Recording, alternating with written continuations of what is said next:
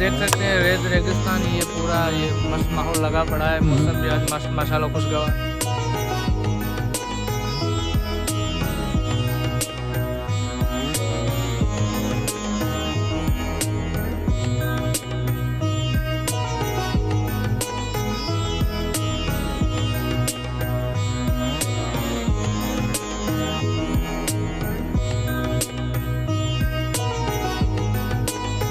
अरे अभी गरम है भाई, बहुत गर्म है। यहाँ पाँव रखने की मतलब जरूरत नहीं हो रही है हमारी। अच्छा, और ये हमारे इब्राहिम साहब है।